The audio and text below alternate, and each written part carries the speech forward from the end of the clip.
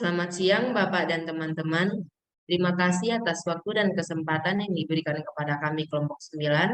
Pada kesempatan ini, kami akan mempresentasikan materi kami mengenai materials, controlling, costing, and planning.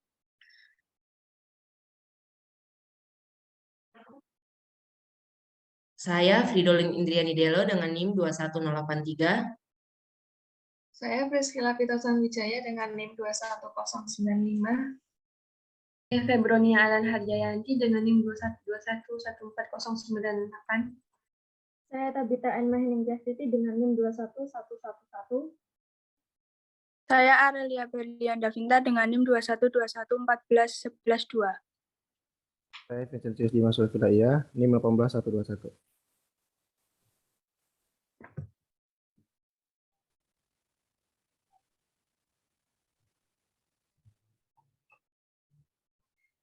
Yang pertama di sini kita akan membahas mengenai perolehan dan penggunaan bahan baku. Nah, dalam bisnis itu kita sudah pasti beda-beda ya perolehan bahan baku yang diperlukan. Nah, biasanya langkah-langkah yang diperlukan itu yang pertama ada menentukan rute dan juga daftar bahan baku yang diperlukan.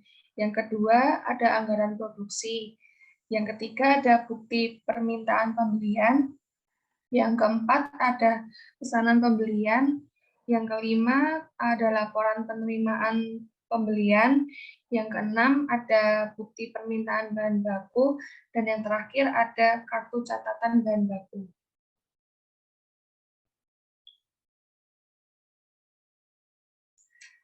Terus yang kedua ada pembelian bahan baku. Jadi di dalam organisasi besar pembelian bahan baku itu biasanya dilakukan oleh Departemen Pembelian yang dikepalai oleh agen umum. Dalam perusahaan yang lebih kecil dan dalam kondisi yang digambarkan di bab 10, para kepala departemen atau penyedia memiliki wewenang untuk membeli bahan baku sesuai dengan kebutuhannya. Prosedur pembelian itu sebaiknya tertulis guna membeli bahan baku sesuai dengan yang dibutuhkan, serta juga menetapkan tanggung jawab sekaligus menyediakan mengenai penggunaan akhir dari bahan baku yang dipesan.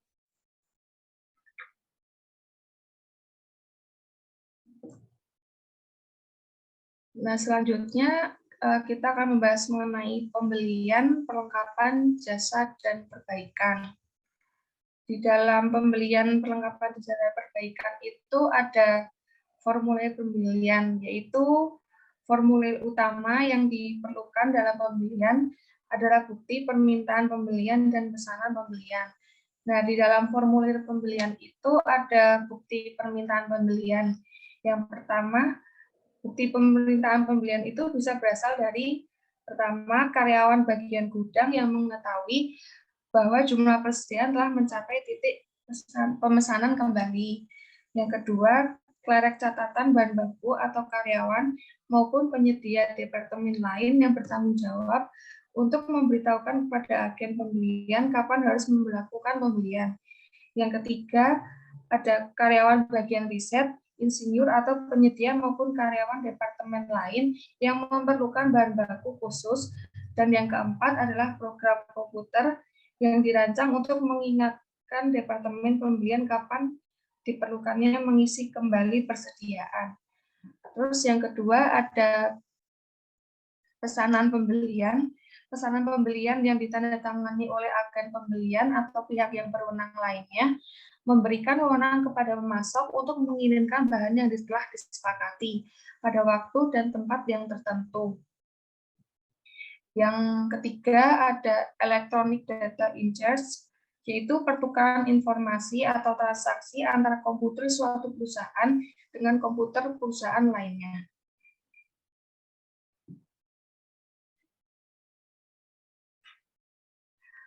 Yang selanjutnya yaitu penerimaan. Departemen penerimaan itu yang pertama itu membongkar bahan baku yang masuk. Kedua, membandingkan jumlah yang diterima dengan daftar perusahaan perkapalan. Yang ketiga, mencocokkan penerimaan. Yang keempat, membuat laporan penerimaan. Yang kelima, ada memberitahukan kepada Departemen Pembelian mengenai perbedaan yang ditemukan. Yang keenam, mengatur pemeriksaan apabila diperlukan. Yang ketujuh, ada memberitahukan kepada Departemen Pengantaran dan Departemen Pembelian mengenai kerusakan yang terjadi selama bahan baku tersebut dalam perjalanan. Dan yang kedelapan, ada mengirimkan bahan baku yang diterima ke lokasi yang sesuai.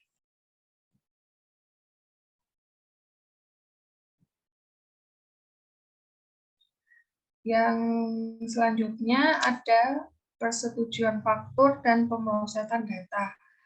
Persetujuan faktur adalah penting dalam pengendalian bahan baku, karena proses tersebut memverifikasi barang telah diterima sesuai dengan pesanan dan pembayaran dapat dilakukan. Pada saat bahan baku telah sampai di Departemen Penerimaan, perusahaan biasanya juga menerima faktur dari pemasok. Faktur dan salinan pesanan pembelian disimpan di Departemen Akuntansi.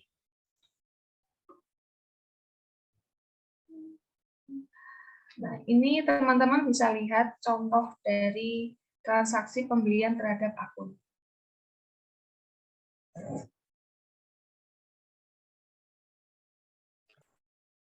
Selanjutnya ada biaya perolehan bahan baku. Bahan baku biasanya dibukukan sesuai dengan harga faktur yang dibayar ke pemasok. Sedangkan biaya akuisisi dan penyesuaian harga diperlakukan sebagai overhead pabrik. Yang pertama ada pembelian dalam jumlah besar biasanya tidak dicatat oleh catatan akuntansi manapun, melainkan keduanya diperlakukan sebagai pengurang harga. Yang kedua itu ada beban angkut pembelian. Jika beban angkut pembelian dimasukkan ke dalam debit ke akun bahan baku di buku besar, maka beban angkut pembelian dapat ditambahkan secara proporsional ke setiap catatan pembantu bahan baku dari setiap item. Hal ini dapat dilakukan dengan cara pembebanan setiap dolar bahan baku dengan porsi yang sama dari beban angkut pembelian. Dengan kata lain, hal tersebut dilakukan dengan cara mengalokasikan beban angkut pembelian berdasarkan biaya bahan baku. Yang ketiga itu ada biaya akuisisi yang dibebankan. Untuk biaya ini dapat digunakan tarif tunggal atau tarif yang terpisah untuk setiap kelas biaya sebagai berikut. Yang pertama itu ada untuk mencari tarif perpesanan pembelian atau tarif per dolar pembelian. Dilakukan dengan cara estimasi biaya Departemen Pembelian untuk periode anggaran dibagi estimasi jumlah pesanan pembelian atau estimasi nilai pembelian. Yang kedua itu ada tarif per item dengan cara estimasi biaya di Departemen Penerimaan untuk periode anggaran dibagi estimasi jumlah item yang akan diterima selama periode tersebut. Yang ketiga itu ada untuk mencari tarif per item, per kaki kubik, per nilai dolar, dan seterusnya. Itu dicari dengan estimasi Departemen Bahan Baku untuk periode anggaran dibagi estimasi jumlah item, luas tempat, nilai dolar, dan seterusnya. Dan yang terakhir itu ada untuk mencari tarif per transaksi.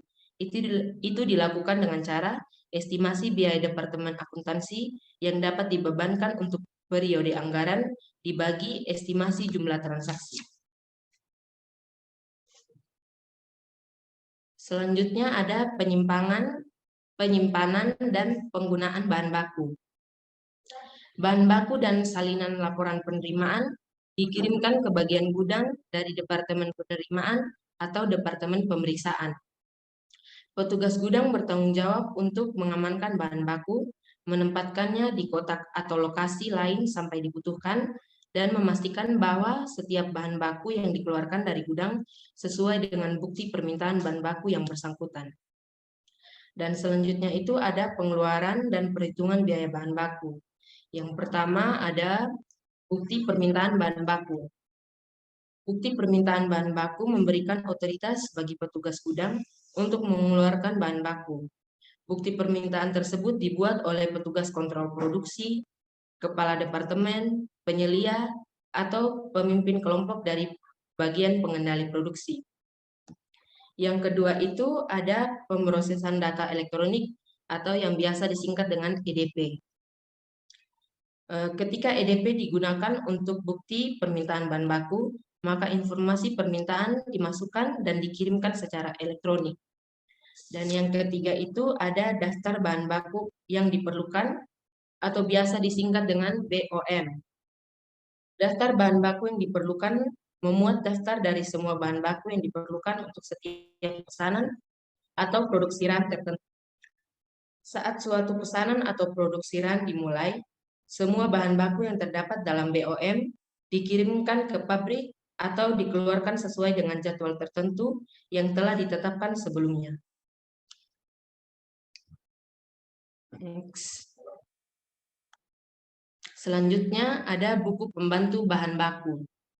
Sistem persediaan perpetual memasukkan setiap penambahan dan setiap pengurangan persediaan ke dalam buku pembantu bahan baku agar catatan tersebut selalu terkini atau update.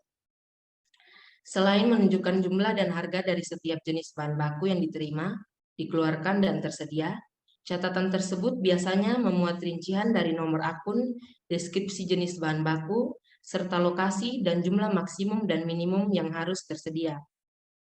Akun bahan baku di buku besar disesuaikan melalui ayat jurnal, dan ayat jurnal tersebut faktor overhead control di debit dan materials di kredit.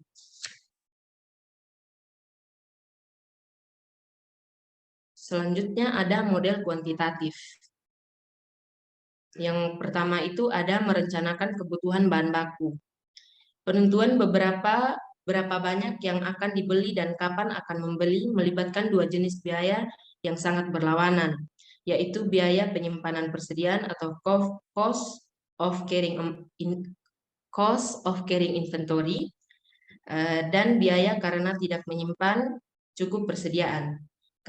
Karakteristik dari biaya-biaya yang saling berlawanan ini diilustrasikan dalam perbandingan tersebut. Nah, ini adalah merupakan perbandingan dari cost of carrying inventory dan cost of inadequate carrying.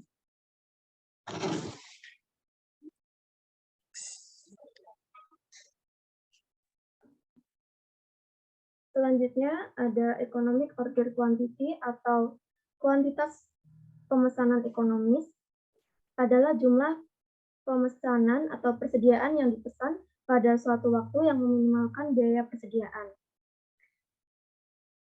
Jumlah optimum yang dipesan pada suatu waktu tertentu ditentukan dengan cara menyeimbangkan dua faktor, yaitu yang pertama, biaya kepemilikan atau penyimpanan bahan baku.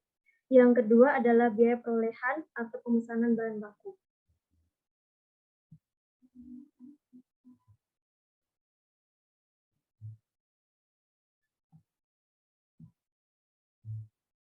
Selanjutnya,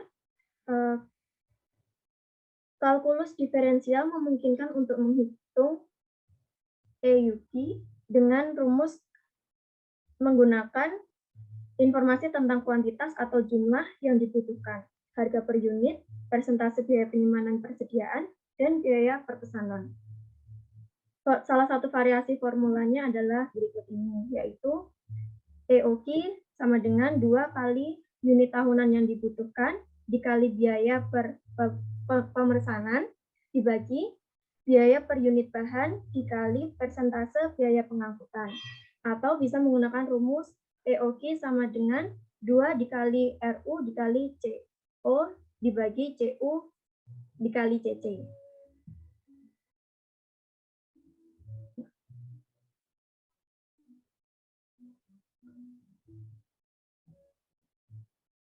Mengingat istilah dari EOQ, RU, CO, dan CC, seperti yang ditentukan, rumusnya didasarkan pada hubungan berikut ini. Seperti RU dibagi EOQ sama dengan jumlah pesanan yang ditempatkan setiap tahun. Yang kedua ada RU dikali CO dibagi EOQ sama dengan biaya pemesanan tahunan. Yang ketiga EOQ dibagi 2 sama dengan jumlah rata-rata unit dalam persediaan pada setiap titik waktu. Yang keempat CU dikali CC dikali EOQ dibagi 2 sama dengan biaya pengangkutan tahunan. Yang kelima ada RU dikali CO per EOQ ditambah CU plus CC dikali EOQ per 2 sama dengan total biaya tahunan untuk memesan dan membawa persediaan.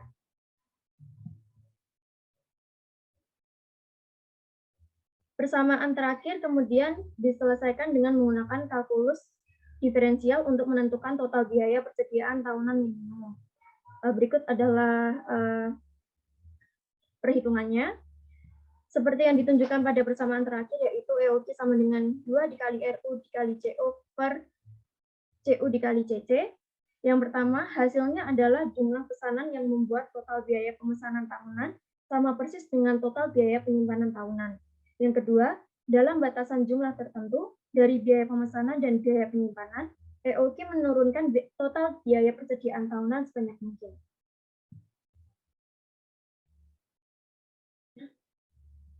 Diskon kuantitas. Yang dapat mengubah perhitungan EOQ adalah yang pertama, diskon jika jumlah yang dipesan sangat banyak. Yang kedua, penghematan pengiriman jika pengiriman lebih besar. Perubahan ini menghasilkan biaya per unit yang lebih rendah dan ini dapat mengubah perhitungan EOQ. Contohnya adalah sebagai berikut yang teman-teman bisa baca sendiri.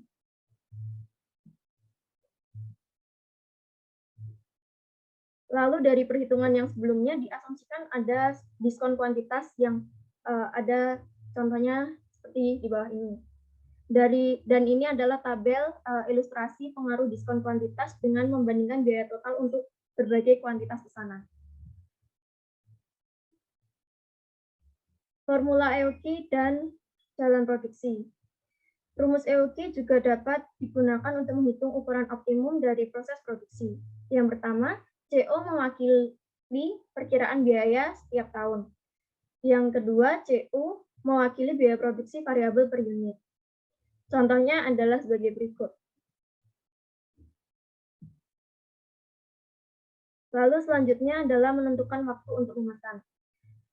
Pertanyaan untuk dikendalikan oleh tiga faktor. Pertanyaan untuk menentukan kapan waktu untuk memesan. Yang pertama adalah waktu yang dibutuhkan untuk pengiriman. Yang kedua adalah tingkat penggunaan persediaan. Yang ketiga adalah stok pengaman. Contohnya adalah sebagai berikut ini perhitungannya. Selanjutnya, rumus untuk menentukan titik pemesanan. Titik pemesanan dicapai bila jumlah yang tersedia sama dengan kebutuhan yang diperkirakan, yaitu saat jumlah persediaan yang tersedia dan jumlah persediaan yang akan diterima sama dengan jumlah persediaan yang akan digunakan selama waktu tunggu dan jumlah persediaan pengaman. Berikut adalah rumus untuk menentukan titik pemesanan di mana saldo persediaan yang ada sama ditambah jumlah yang akan diterima sama dengan jumlah yang akan digunakan selama waktu tunggu ditambah jumlah persediaan pengaman.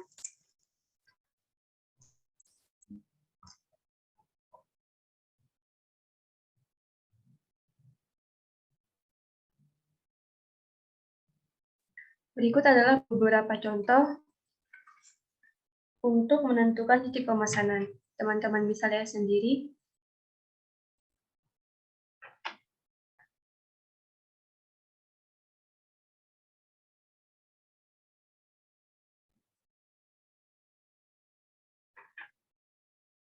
Selanjutnya, berikut juga merupakan contoh. Simulasi komputer untuk merencanakan kebutuhan bahan baku.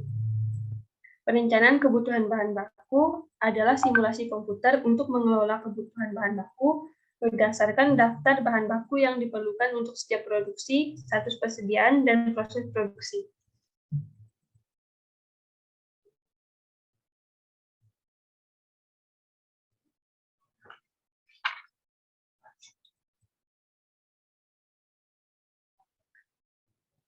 Pengendalian bahan baku tujuan dasar dari pengendalian bahan baku adalah kemampuan untuk melakukan pemesanan pada waktu yang sesuai dengan sumber terbaik untuk memperoleh jumlah yang tepat pada harga dan kualitas yang tepat.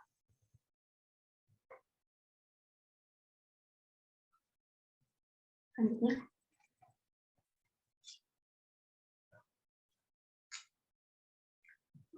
Metode pengendalian bahan baku. Yang pertama, metode siklus pemesanan atau metode tinjauan siklus. Memeriksa secara periodik status jumlah bahan baku yang tersedia dalam setiap item atau kelas. Yang kedua, metode minimum maksimum berdasarkan pada pernyataan bahwa jumlah dari sebagian besar item persediaan berada pada kisaran batas tertentu. Selanjutnya, selective control atau pengendalian selektif. Dalam pengendalian selektif, yang juga disebut dengan rencana ABC, signifikansi biaya dari setiap item dievaluasi.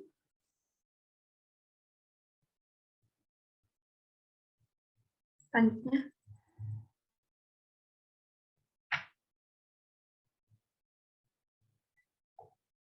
tabel berikut ini mengisarkan penanganan ketiga kelas persediaan. Teman-teman bisa lihat sendiri.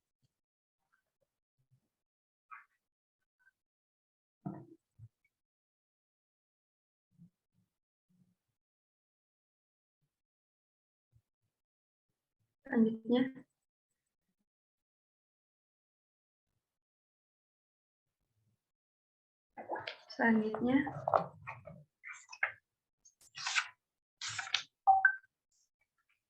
pengendalian keusangan dan kelebihan persediaan. Hampir semua organisasi pada suatu waktu dihadapkan pada masalah kelebihan dan keusangan persediaan. Keusangan bahan baku biasanya terjadi bila suatu produk dirancang ulang atau dihentikan produksinya.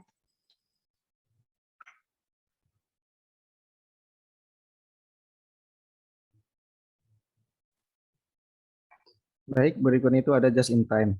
Di mana just in time itu adalah filosofi yang berpusat pada pengurangan biaya melalui penghapusan persediaan. Adapun prinsip-prinsip just in time dapat diterapkan dalam meningkatkan pemeliharaan rutin seperti lokasi dan pengaturan perkakas dan perlengkapan yang digunakan dengan mesin produksi. Next.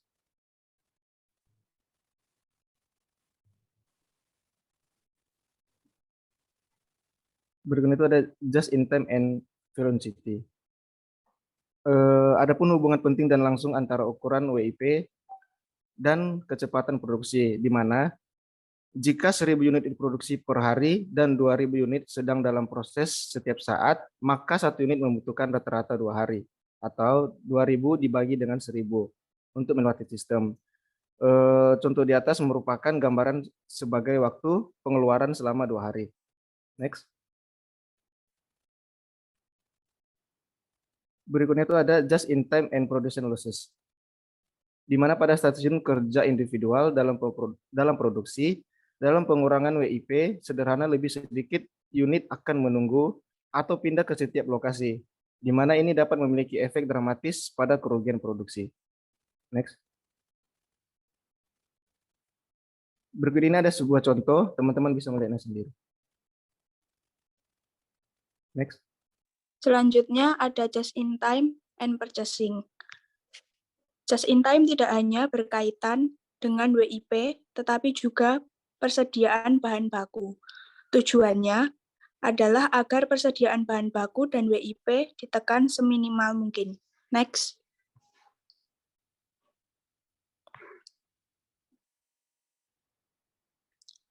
Pendekatan just in time untuk pembelian menekankan pengurangan jumlah pemasok dan peningkatan kualitas baik bahan maupun fungsi pengadaan. Tujuan utamanya adalah untuk memindahkan material langsung dari pemasok ke lantai pabrik dengan sedikit atau tanpa inspeksi dan untuk menghilangkan harapan penyimpanan untuk waktu yang singkat langsung di lantai pabrik. Next.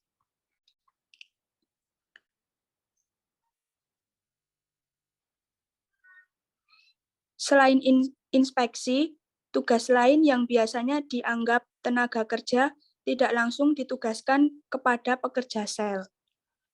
Terlepas dari keuntungan besar yang dikaitkan dengan JIT, sebagian besar dari kita pengadopsi menerima jika hanya sebagian. Banyak perusahaan yang dianggap sebagai pengguna pembelian JIT hanya menangani sebagian kecil dari kebutuhan material mereka dengan metode JIT. Karena alasannya adalah yang pertama, waktu dan upaya yang diperlukan untuk mengubah banyak pemasok menjadi PATIEM pengirim. Yang kedua, kesulitan mendapatkan pengiriman dengan biaya yang cukup rendah untuk membenarkan banyak pengiriman kecil. Yang ketiga, kemungkinan penundaan pengiriman sesekali jika pemasok ratusan mil jauhnya. Dan yang keempat, kecenderungan frustasi untuk biaya rendah. Next.